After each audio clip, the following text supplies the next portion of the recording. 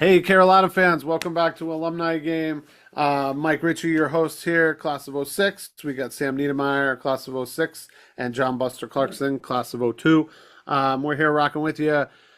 All right, so we're recapping the Missouri game. Not a great game from a W perspective, but did feel like we got back to playing our game a little bit. Definitely less shaky ground than versus Vandy. Kept it close. We lost this one 29-20, although that is more than one score. We did cover. I did say that we would cover, so I feel good I about think we that. all we all picked that, right? I think we all had a cover, right? I Yeah, think, yep. yeah, we did. Yeah, okay. So we'll give it to the group. That's fine. Group Group win. effort, group medals. Good job, guys. Um, I think we passed a little more of the eye test. I think we definitely were more prepared for this game. We had circled this game. We hung with this game. Missouri was able to reclaim the Mayor's Cup in their Columbia. Okay, good for them. We got to get that back next year and drink out of that. Mhm. An entertaining game did feature 7 lead changes, which is always a lot of fun. I kind of measure basketball games by the number of double-digit lead changes, but anytime you have a football game where it changes that many times, it's kind of like who's going to end up with the ball, who's going to win. Now, for me, and we're going to get into this next, and I'm going to throw it over to Buster, the what went bad section to get that out of the way. For me, it's that rushing statistic, and we'll talk a lot about this rushing game. But if you and I get it that Sellers made some bad decisions and was sacked, and that really impacted the rushing. But to have -9, -7, whatever it is, even without those sacks, 34 yards rushing, not going to get it done. We No. don't need to have a 100-yard rusher, but we need to be rushing in total with Sellers and our running backs for something like 100 yards. I think this is not going to get it done versus anybody, let alone our opponent this week, Kentucky.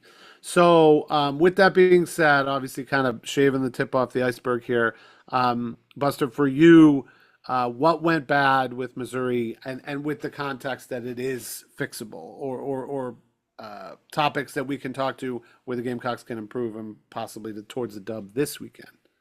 Yeah. Like you said, I think the number one thing that looked awful out of this game was the rushing statistic of -9 on 22 attempts. Now, you got to look at 22 attempts. That is like, you think back to those Marcus Lattimore days, especially that game against Florida, his freshman or sophomore year, where he rushed for 35. 32, Yeah, it was a 35 carries for something over like that. 200 yards. Like, it was impressive, obviously, from one of the greatest to ever do it. So you look at 22 for -9, you're like, holy crap! Like, what's going on? Obviously, like you said, you take out the sacks, it ends up being around 35 or 37 yards total rushing, which is still putrid. The problem with that is if you are trying to develop an identity on offense or have some semblance of balance to allow LaNorris to stay in the pocket, to allow play actions to work, you need to have a running game. And I don't know. Yes, we can say that this is fixable in the sense of, hey, well, let's have some design runs by LaNorris, or Right? let LaNorris do what LaNorris did last year. Well, the problem with that is what LaNorris did last year was based on a complete breakdown offensively to where he had to scramble for his life. Now, that is magical because he's Superman in that sort of respect. But the idea is that do you want that to continue? For him to have the kind of exciting, dynamic games that we saw from him last year, that means you have to have a complete breakdown of the offense to where he's running for his life. Well, that increases the risk of injury. That increases the risk of him doing something that can hurt the team. So you can't just ask for him to play like that last year where he just makes something out of nothing because that is as good as he is. You don't want to take that risk. So then, okay, well, what do you do to fix the running game? Do you make it simple? Do you change the alignment of the offensive line so that they have simpler assignments for blocking? Do you maybe get somebody else in there? Like we're running Oscar Adaway and we're running Russell Faison. They have looked good a couple times. They've flashed here and there, but there's nothing consistent. Do we get Matthew Fuller, Jawarn Howell involved? Do we get that Gustave guy that we got from Colorado involved?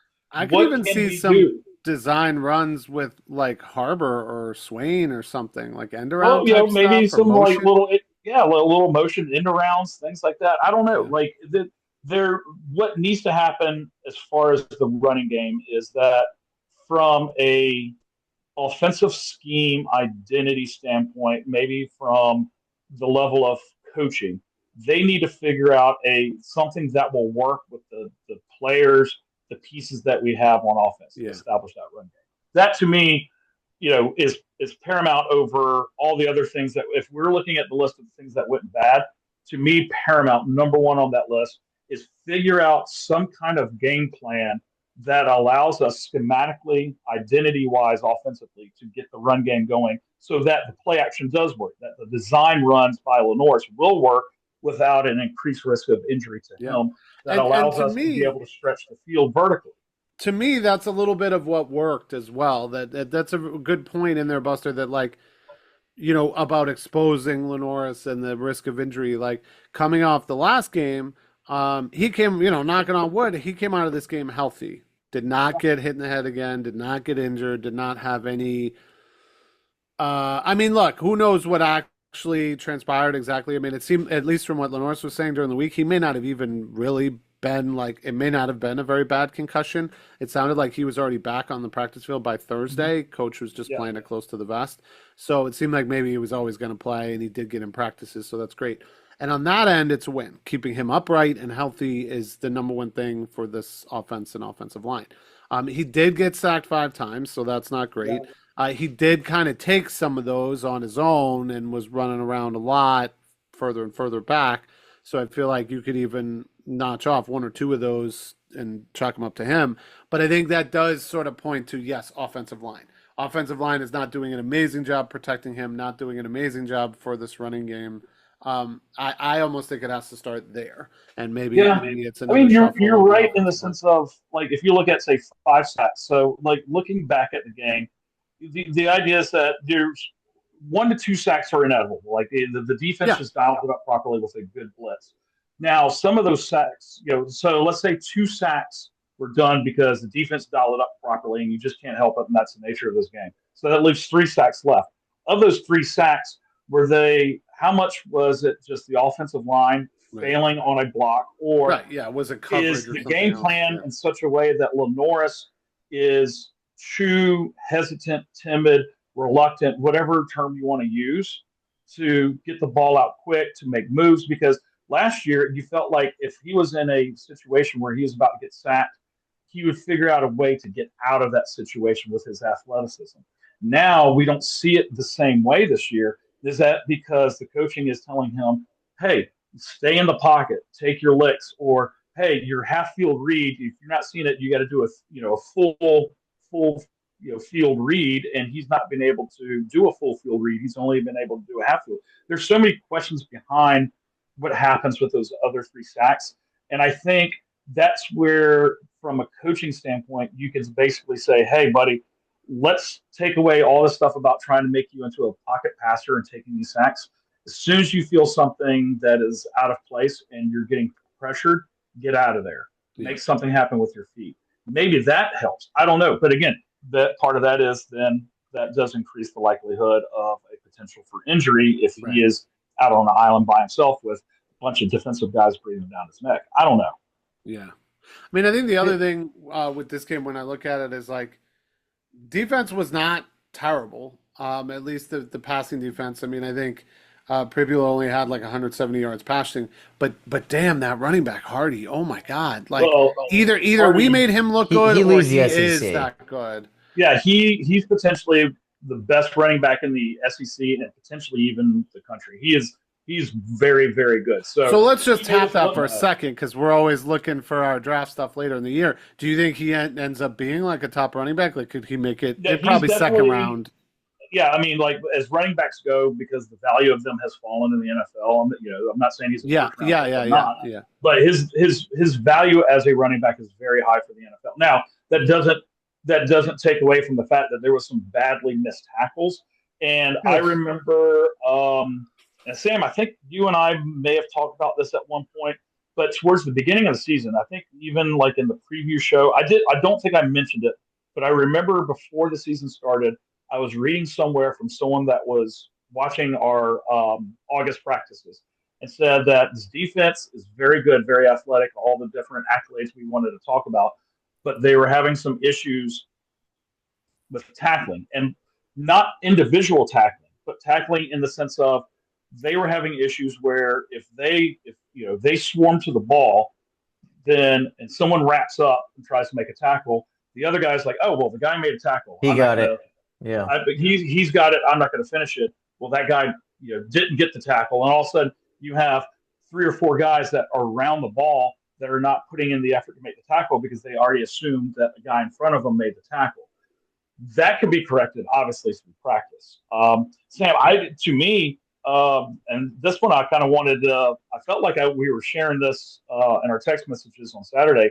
Sam, one of the other biggest things, and I think outside of the running game, this was also a big reason why the offense could not be as efficient. Was what 14 penalties for almost 100 yards. I mean, Yeah, they had more it's penalty yards than ridiculous. rushing yards. Like, More- Might even be worse than the Russian More- statistics. Yeah. More penalty yards, right? So 14 penalties for 98 yards. Now, we always know that the backbreaker is going to be a DPI, something like that, right? And you look at the Vanderbilt game where there was that botched snap, right? So what goes, and then there was another penalty on a false start.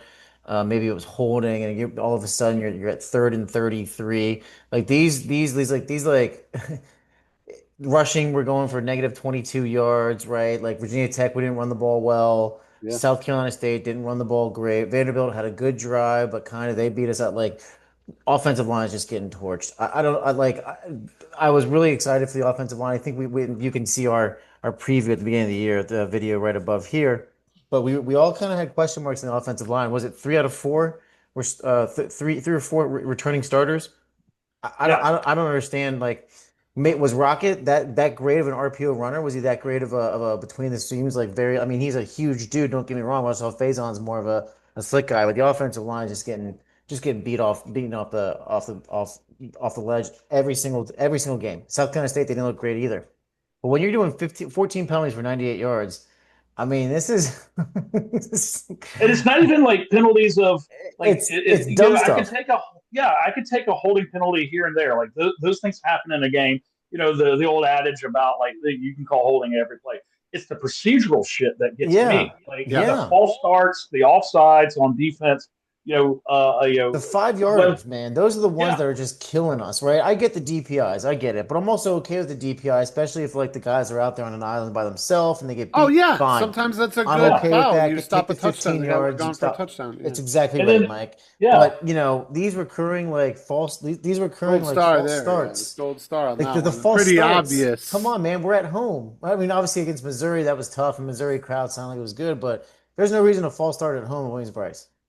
well, to me, it's one of those where it's not just the false start; it's the timing of the false start. Because let's say on a first down, you actually do get a good rushing attempt. You get 5 yards. Okay, so then you're at 2nd and 5, a manageable 2nd and 5. Those are always wonderful. That You can allows do the anything. You coach. can throw the ball. You can do Yeah, anything. you have the entire playbook for a 2nd and 5, but then you get a false start. So Yep. now you're at 2nd and 10. So you're like, okay, well at 2nd and 10, I need to gain at least 60 to 70% of this yardage back on this play to make it a third and manageable. And so then, like, you try to call a play there that's not a fun play. Like, the idea is that a 2nd and 5, you can call anything and everything and you want in your playbook. A 2nd and 10 or a 2nd and 15 or something like that, you're behind the flags, you're behind the sticks. So now you're having to call something that, you're trying to gain a set amount of yardage back to make the third manageable. And that doesn't have the same success rate as being able to open up your playbook and on 2nd and 5. That fails. So then you're at a 3rd and long, and you really have to like dig deep in your playbook to find something that works. And then you're going to have to rely on a legit amount of pass pro to be able to get your quarterback plenty of time to make a throw or come up with some kind of exciting play to make up that 3rd and long because you screwed up on second, because you screwed up on a false start. And That is what kills us. those procedural penalties, man, they seem to be like colds, right? Or plagues or diseases because as soon as one person does it, like 2 plays later, someone else is doing a false start, right? Like it's Yeah, just like catching a cold on that offensive line Diseased. where it's just Yeah. kind of like a waterfall effect and it just yeah, kills drives. Like this was against Vanderbilt too. And granted, LaNorris had that interception when right there, but you know, then you go to 3rd and 33. That like killed it. Like it just kills all momentum during Yeah. the course of the game. And this is not an off. This is an offense that's very much has to be on schedule. Like from what we've seen, Yeah. this is an offense that 3rd and 11, 3rd and 12. Sorry, we're not going to convert that. I just don't think we are. Now there were some flashes in Missouri. We'll talk about that in a second. Some good that came from LaNorris, but it just seems like, man, anytime Yeah, somebody yeah, makes a let's go. penalty, Let's go to someone that. else Let's go is to committing that. it. But no, no, I think you're right, Sam. I mean, there's certain elements. We talked about the offensive line and the running game. They got to improve, right? Well, what did yeah. work? I'll t Well, yeah, Lenore still got 300 passing yards and 2 TDs and no picks and no hits to the head and no targeting or anything like that. So that's great. And some people are emerging. In the prep, we were talking a bit about Van Drevius. Maybe he's a candidate for Gamecock of the Week. A lot of Yeah, those over Gamecocks 100 of the yards week that we receiving. got have been hitting on the other side, like David Busey and whatever. Check those out. Also remember, like, subscribe if you guys like what we're talking about here. But Van Drevius just kind of feel like he took over this game. 7 for 128 and a touchdown, averaging almost 20 yards a catch. And the next person after him with 3 catches with Brian Rowe. I mean, we got to spread this ball out a little bit more, right? I want to see a little more to Rowe. I need to see Harbor more involved. I want to see more Dingle, too. 1 catch for Yeah, 20 yards. He's got to get more than that. The running back's a little bit involved with a couple of catches, but just more volume overall. I mean, 18 catches for 302 yards. Like, we should be able to do a The little bit more volume's in than the penalty that. yard. There's 98 penalty yeah, yards. exactly. No, I That's where the know. I don't know. I volume know that's is. what I Well, mean. Right I away, you know, 300 yards passing, okay, That's but 200 exactly yards right. after the well, that's the penalties, thing and is, then the it's like you talk sacks. about. Yeah, I mean, you talk about Vandrevius Jacobs and like the idea that he had over 100 yards receiving, and if we're looking at the silver linings of things that work well, like let's in a vacuum, taking away penalties, we're taking away the running game and some of the offensive line issues and maybe even play calling issues to a certain degree. The one thing that I'm starting to see that I think is the silver lining, this glimmer of hope, is that if there is an identity to this team offensively, we can be legitimate deep threats. Like a Yes. lot of what you saw from Sellers and a lot of the offensive power that we saw was when he was able to throw it deep because he throws a great deep ball. He's got the cannon for an arm. He's shown a level of accuracy on those deep balls. So yes, we're seeing that. But what I would like to see more, and we saw this in the opening script series against Virginia Tech, and then a little bit in the SC State. I thought we were going to see more of it these last 2 games, Vanderbilt, Missouri. Get the tight ends more involved. We have very Yeah. athletic tight ends. Now, I think Michael Smith was injured this week. He may have been Yeah, out, he but you Michael still Smith's have, injured. yeah, so you I still see have you, Bo Buster. Brown.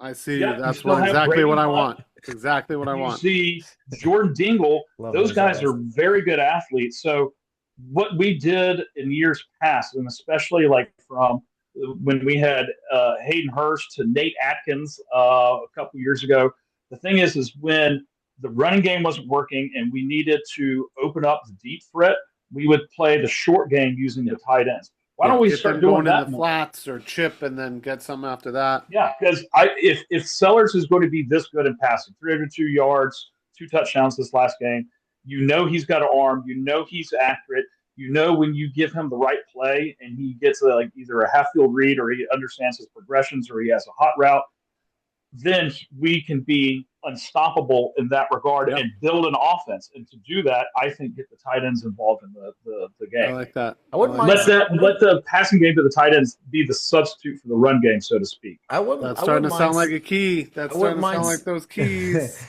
I wouldn't mind seeing them run out of the H-back position a little bit more, man. It Yeah, seemed like there were some nice openings in the flats right there with Dingle and MB2, Mike's little name for Mo Brown Yeah, there. yeah, yeah. yeah. Well, you think Dingle, MB2 about right Dingle. there in the Let's flat, go. they look play. pretty good. That first play from North, line of scrimmage at Virginia Tech yep, was like that little H. Bo Brown as the H back, and he ran that little out route, and we hit him and got the first down. Like it was a thing of beauty. I Just run those kind of plays. All right. I So I we love I we talked love the about rhythm right now with Sellers and his yeah, like whiteouts too. Like so yes, get the yeah. time That's involved, clicking. That's clicking. but now Yeah, Ventrevious, now Brian Rowe, Nick Harbor, obviously the speedster. Like okay, like Sellers is looking really, really accurate now. Like there's some things to be happy about. Yeah, Yeah. and now round it out. So we've talked about the bad, we talked about some of the good. So let's get into it. So we got Kentucky this week. All-time series here is a little interesting. Carolina leads 21 wins, 14 losses, and one tie. I didn't see where the tie was, but there was a tie in there. Ty, really? Yeah. And this is a rivalry goes all the way back. First game was 1937. We played them once in 1937. Probably- And then we played them Probably again back until then the we got 70s. the tie. That's the Yeah. tie. That was Yeah, and then we didn't That play was them the again longest until like we played. 40 years later. Then we started playing them every year. Interesting new note here. Buster brought this to us earlier in the day. We now have permanent SEC opponents. South Carolina will play Georgia, Florida, Kentucky every year. That's kind of awesome. I remember playing them every year when we were in school. With more recent developments in the SEC, has not been that way. This was the first year we saw no Georgia, no Florida. That's going to change for next year. We're already this feels like it's the right three teams. I also would have been okay with Tennessee, but I understand why it's Kentucky. I'm okay with these three.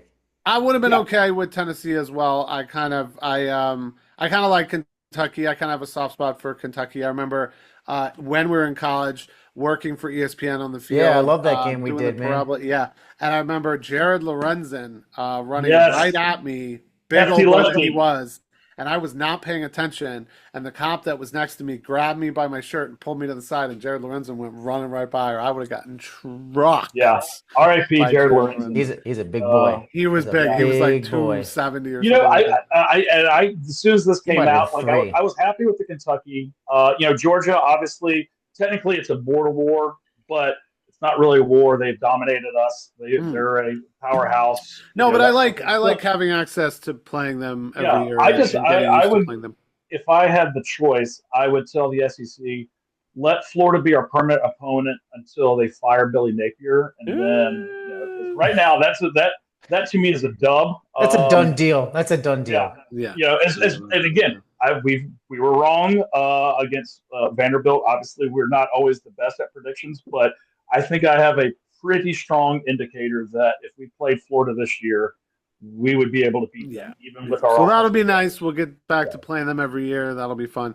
And then just to round this out, last year in 2024, Carolina beat Kentucky 31-6. That was the last. Yeah, how many yards did Kentucky have passing last year? Or It was was like it total 6 or yards? something It was like that, or like Yeah, 30? it was wasn't like good. It 6 wasn't passing yards and I think 37 but total yards. I was going to mention Big this Dylan later, Stewart but, game, wasn't it? Yeah. but just to cool those flames a little bit, Coach Beamer did in his presser. He threw a lot of accolades at Coach Stoops. He likes him a lot and what he's been able to do with the program. Obviously, he's kind of building it up every With my year. sunglasses. Nice.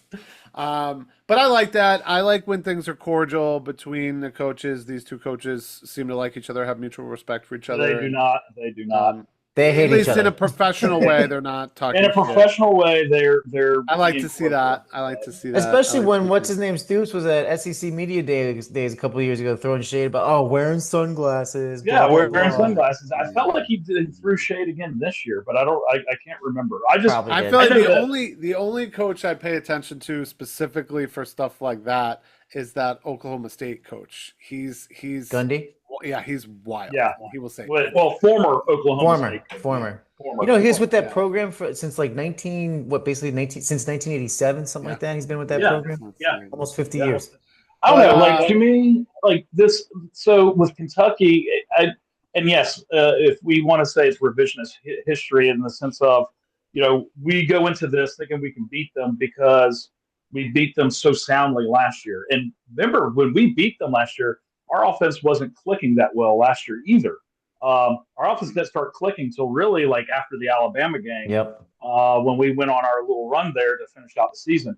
To me, I know they have a new quarterback, and I think they have a new OC because that OC last year was terrible. But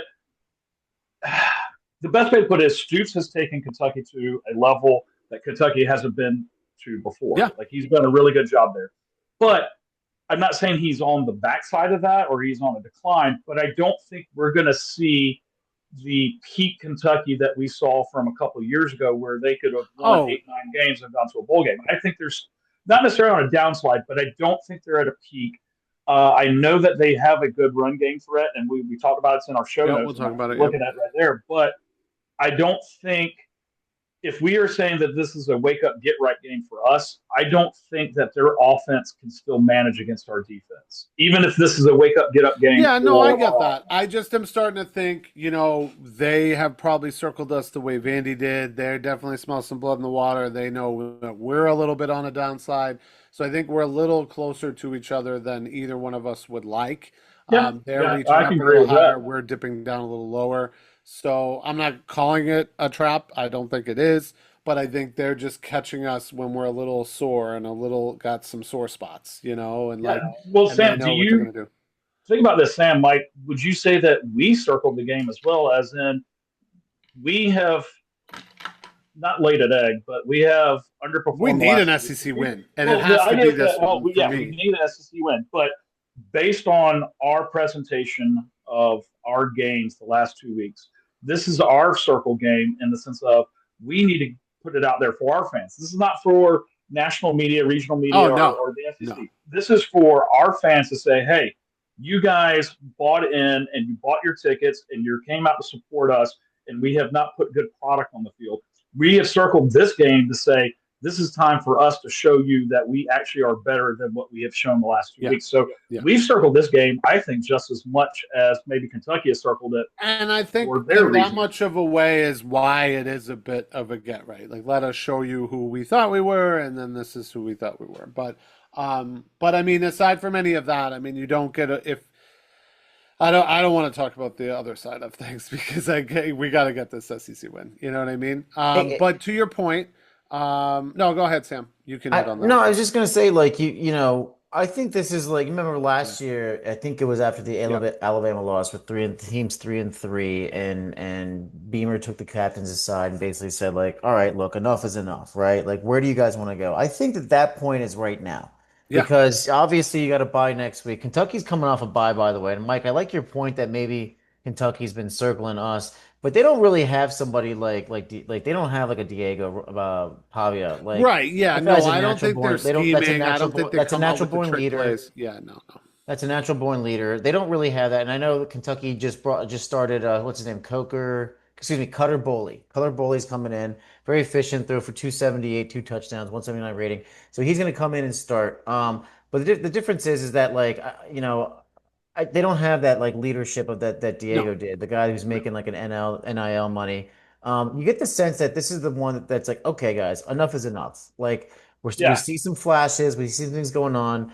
If we're gonna do anything, if we're gonna say anything, we're gonna be and like LaNorris looked very accurate last week. I was surprised. I was very surprised at how accurate he was, and he looked amazing. Besides the like an sacks NFL quarterback and the running game, but I don't know if all the sacks are on him, right? And the running game is not on him. Like, I think like at some point maybe there's a lot put on him or whatever. But the thing that's I'm really excited about is Kentucky's pass defense is terrible and really bad. So matchup wise, we got that. Yeah. If our identity is to throw for 350 yards a game and score through the air, this is a good get, like as you guys said, like, hey, this is a good get one game, right? Yep. Yeah. I don't like the other side, since we kind of already hit on some of our points already with their QB Cutter Boley. I like that you hit that. I do think he offers, a sort of injection there of life in a way that Diego did for Vandy, but it's not quite the same. But their run game is the only other thing I would say is, yes, Sam, you're totally right. The matchup's there. We should be able to go pass heavy and be able to really throw on them. But you're right about the run game. Yeah, and then on their end, they could keep us off the field. They got the number 22 run game in the nation, which is pretty nice, averaging over 200 yards a game. We have not been able to stop people running the ball. We showed that last week versus Missouri. Granted, I do not think they have Hardy on the roster, but if we need to really commit to stopping the run game, we can do that. We can control the clock a bit. We can get the ball, then we can pass and go and do our thing. So I like that. But I think this is a game that might come down to grinding possessions and controlling the clock, which means we are going to need our run game a little bit, and that has to improve. No, I definitely agree. I think the things that would be weaknesses, which would be our defense against the run game, that's something that if we look at things that are fixable and manageable. So in practice this week, the number one thing for Clayton White is, guys, we're going to figure out this tackling issue. And if we could do that, because that's what, obviously Hardy is a top flight running back, and I give him a whole ton of credit. Yeah, he showed it. And he's going to show that against any other team besides us. He's going to show it. Missouri's on the way out. Yeah, that sort of thing. So I get that. Hardy's the best in the SEC. If we shore up our tackling, and that's a fixable training tool that you do during the week in practice, then I think, running game wise, that's not a fixable technique. That's more like Shane telling the coaches, hey guys, let's get our shit together and call a freaking game like we're supposed to and get this run game going. I think, like we were talking about earlier, if we get the tight ends involved, maybe have some runs where we are stretching horizontally on the runs and get the guys like Rasul out on the edge, get Matthew Fuller involved in the run game, things like that. If we can get those, then the thing that allows us to be dominant, which is a deep threat vertical passing game, can shine even more, and then we can actually show up to this game. And I think, obviously, to me, that's the key to the game. And Triple that kind of leads me to my gotta go with keys. Gotta get those keys up. So I'm going to say this: my bold prediction for this week is we actually get a run game going, and it's not going to be a singular player, but I would like to see us get 100 yards rushing in this game. That's going to be my bold prediction. Very bold. That is bold, italicized, underlined, strike through. Well, I like that. It sucks that a bold prediction is 100 yards in a game. I know, but it is. After negative last week, it is. And I will say, I just want to go back to one other thing. I think you're right about us getting our tight ends going and Dingle, because I think Kentucky could do the same. Sam put a little note in for us here that I think goes with this, to watch out for Josh Caddis, their tight end. That if he could get going, that could be a sneaky way for them to exploit. I think we need to do that as well. I think tight end statistics are going to be something that could shift this game a little bit. He's a mismatch. I can see him being a mismatch, man. 6'4", 247. He's gonna be playing the NFL. Yeah, he's gonna be playing on Sundays. He's a big dude. And if Bully can get him the ball, he feels like a real red zone threat. So watch out for that, especially if they end up with something like 3rd and goal or like short at the goal line and they decide they want to throw. So look, we're almost done with the Kentucky side, but I think one other big piece Sam had in here with the numbers, which I didn't give earlier. This game is on Saturday night, 7:45 at Willie B. We'll be on SEC, so we can all catch it there. Gamecocks favored by 6.5, which is kind of interesting. 57% chance, almost 58% chance. I do think Kentucky being an underdog here, they use that a little bit. And we're playing at home anyways, so that kind of makes sense. And they've had 2 weeks of prep, so we want to go with the underdog thing. We want to go with the playing from behind. That's kind of where we are now. But truthfully, that's what Kentucky is in this game. So I think you got to treat it that way, and you got to know that they're going to take some risks. They may go for it on 4th down. They may have a trick play somewhere. They may want to onside at some point. So keep your head on a swivel. Special teams as well. I just feel like some trickeration. Yeah, I just feel like you want to use it against Beamer, and people have seen what we do on special teams. I think they may want to do that too. But otherwise, right, what's your bold prediction? Is your bold prediction? I think my bold prediction is another splash special teams play. I just don't know who it's for yet, and I'll inform you by the end of the episode. I think it's probably for Kentucky. I would like it for South Carolina, but I think it's probably for Kentucky, like a fake field goal or something like that. I'm going to go with one interesting trick play that could be on special teams for Kentucky to maybe add a shift and a dynamic. But otherwise, I think that kind of covers the Kentucky side, if you guys feel good about that. Anything else you want to talk about on the Kentucky side of the ball? We'll see. We'll see them on Saturday. I think we'll dominate. I think we're going to see some domination. I think it's going to so I also see that I think this is going to be a complete flip. I'm going to project 6 sacks by the South Carolina defense. I think six Wow. All right, sacks we'll get to Okay. against South Bowling, Carolina man. here. All right. All That's what I right. think right there. And I have a bold prediction on scores. Are we going scores yet, or are we going to wait on that? No, not yet. Uh, Not yet. Not Not yet. yet. I mean, we can go ahead and round it out with the scores. Like, if we're giving bold predictions, might as well give your score. No, no, no. We've gotten our bold predictions on the Kentucky side and now the South Carolina defense side. Now we got to go over to why South Carolina will win this game. So, why South Carolina will win?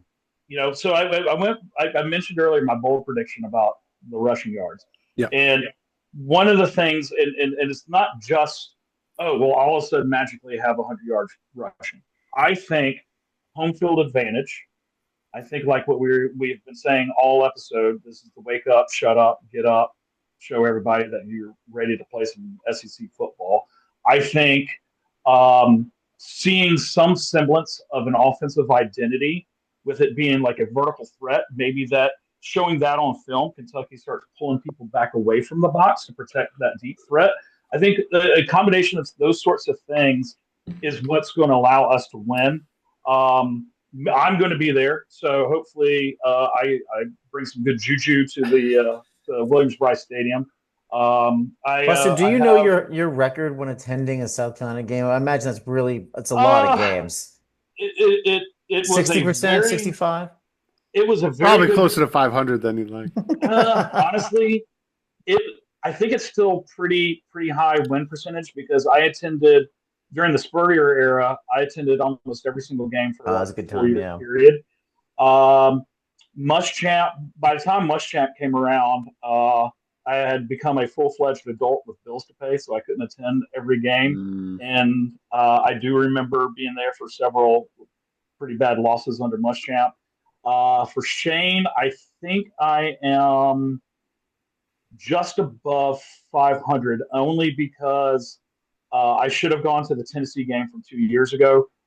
Could not secure a ticket, so I ended up just tailgating and then heading back home and watched us, destroy Yeah. Was Tennessee. that the 60. He 60 didn't point game even or something? didn't even bat an eye putting Leo Corso in there. I don't even want Yeah, to put him so in there. and obviously I was there a couple weeks ago for the Vanderbilt game, which we stunk up pretty bad. So Yeah. I'm definitely over 500 for all time. I know I did go to quite a few losses when I was a kid, and that would True. be like under Sparky Woods and that sort of thing. But you know, I think I still bring a good enough juju.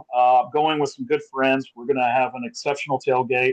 Drinks will be flowing. Oh, it's Food key. will be Gotta have a yeah. good So tailgate.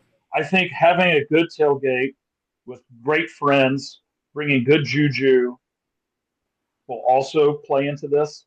So yeah, I think that's why South Carolina will win. I Random will put it question, on but me. I'll put it on me. have either of you guys ever tailgated in any of the cockabooses? I've been in one during a Yes. game. Buster, I'm Not sure not has, recent. yeah. Yeah, no, not recently. Because none of my current friends are rich enough to own a Yeah, cockaboose. But yeah, in my younger years, my dad had some friends that had a cockaboose. So yeah. That I feels got to check pretty it out. pretty They were pretty singular. There cool. isn't a lot of other things like that. That's pretty Yeah, cool. it's definitely a really neat experience. And at the time, before they really built up around the stadium, when it was literally like the Nothing stadium, around. like right underneath the stadium was a parking lot where you could Yep. tailgate.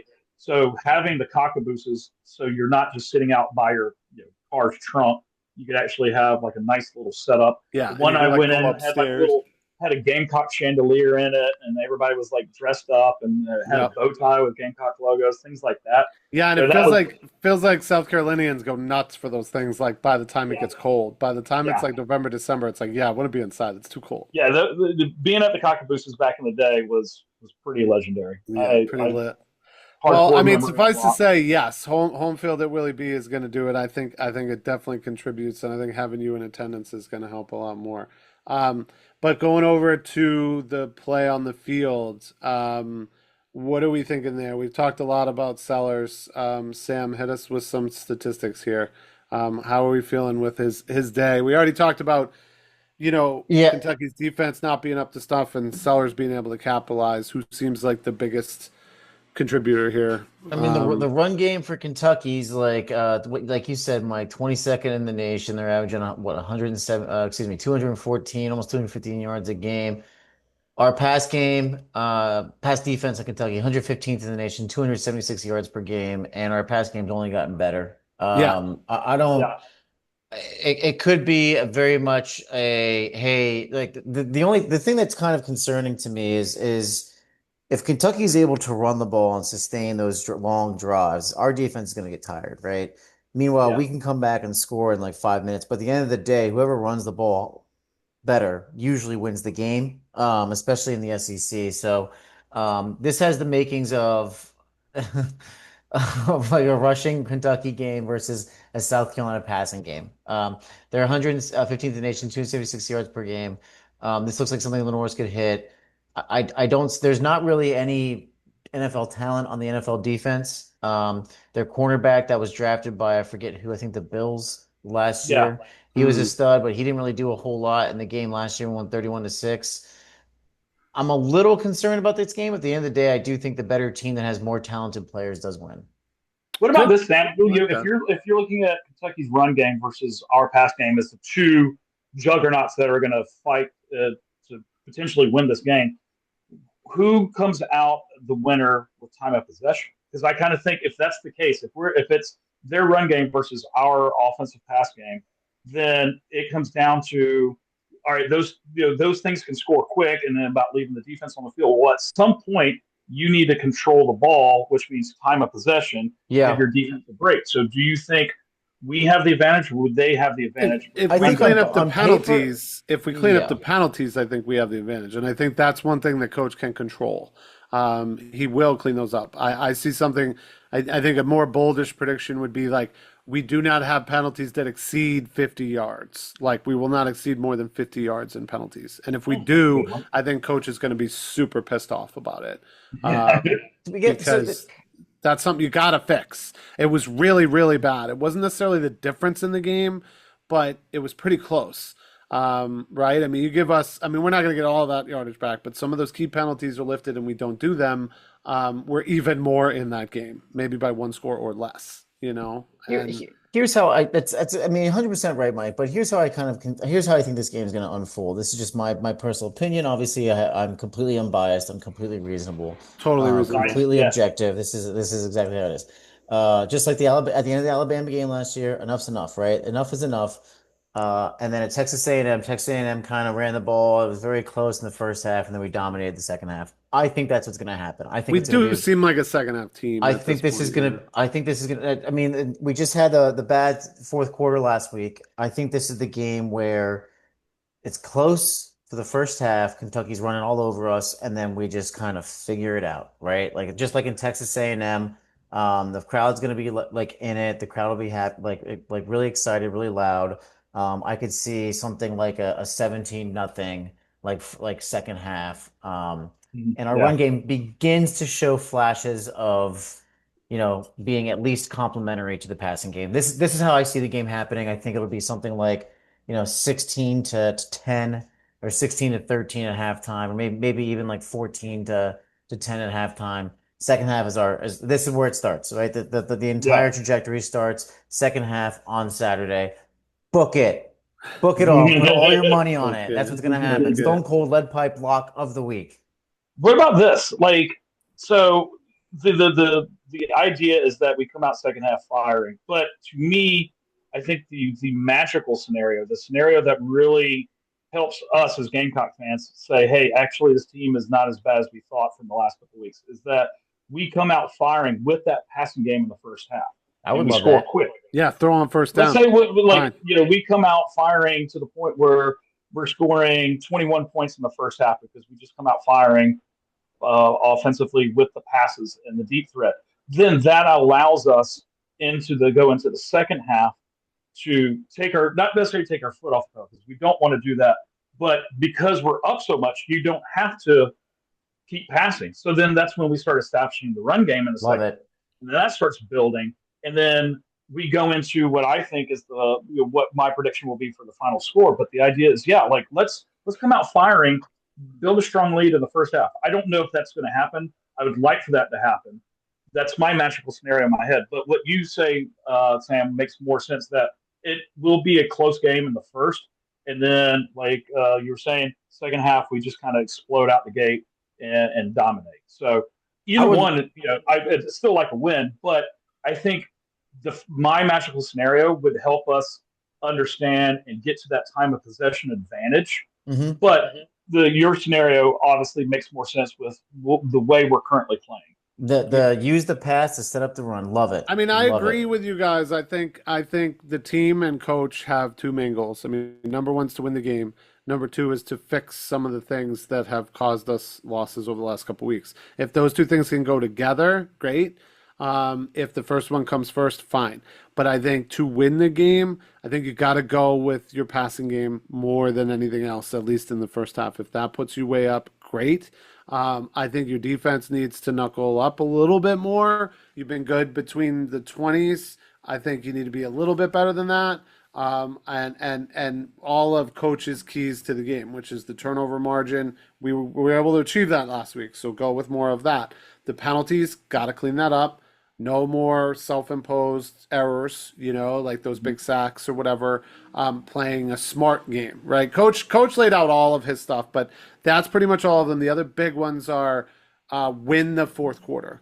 He wants to win the game, but even if we are up 21-0 going to the fourth quarter, he does not want to give up 14 points and then win the game in the fourth quarter. He wants to win the game, but he also wants to win the fourth quarter no matter what we are. So if it's 21-0 going to the fourth quarter, then it should stay 21-0 or be 28-0 or something like that. So regardless of the gas or the gas pedal or whatever after the first half, it's on in the fourth quarter, no matter what the situation in the game.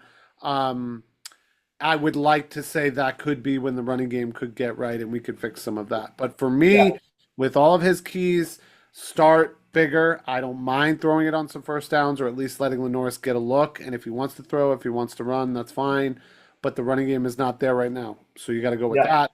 And then putting our defense in successful situations that if they have a third and long, that, okay, they give up 5 yards, 6 yards, 7 yards, but not a first down.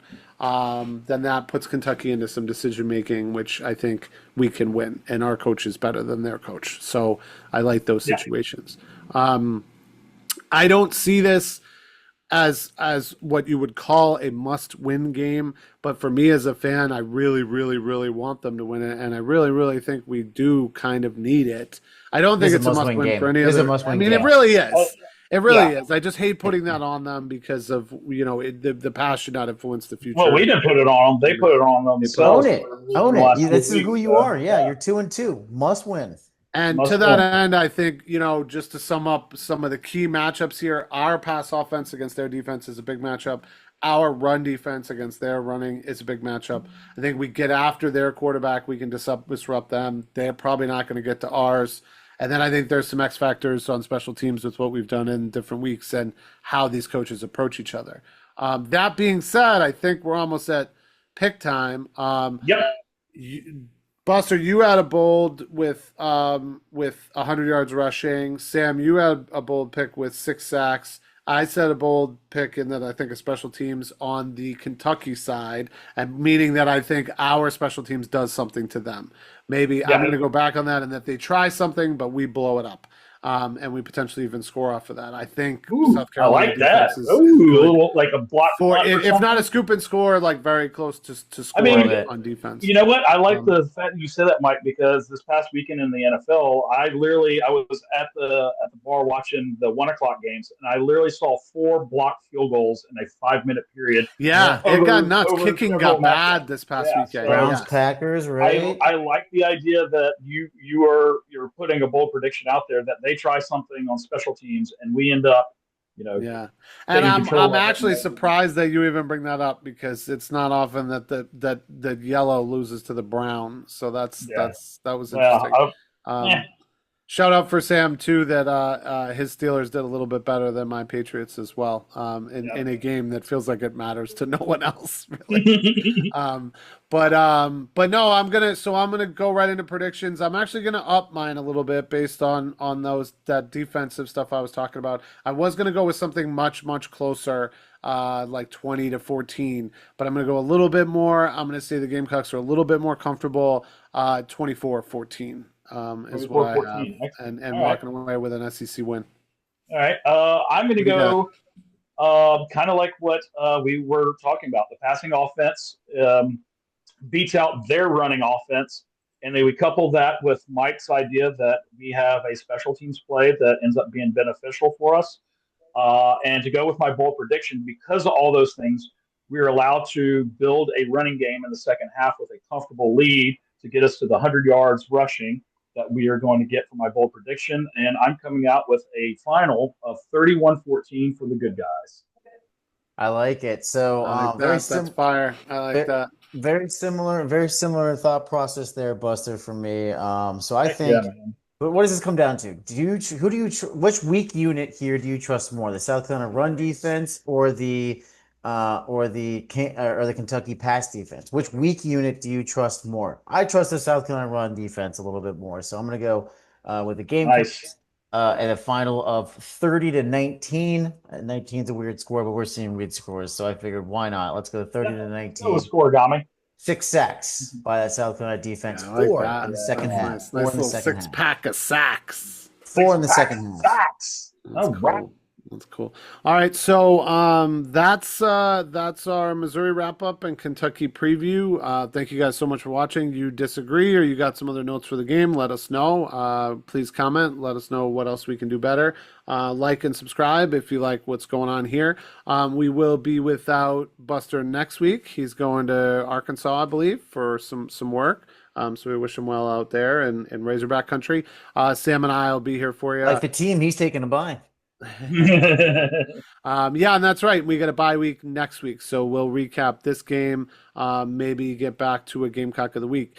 Check out some of those. A lot of those guys have been hitting. David Busey has been a name you've heard a lot. Check out his episode. We'll probably hit a few more of those soon. Let us know if there's a player you want to hear more about. We're thinking maybe Van Drevius, or maybe another offensive player. We'll see. But otherwise, fellas, I think that's going to do it for another episode of Alumni Game. Cox. Yay! Game. Have fun at the game, Buster. Enjoy. Will do.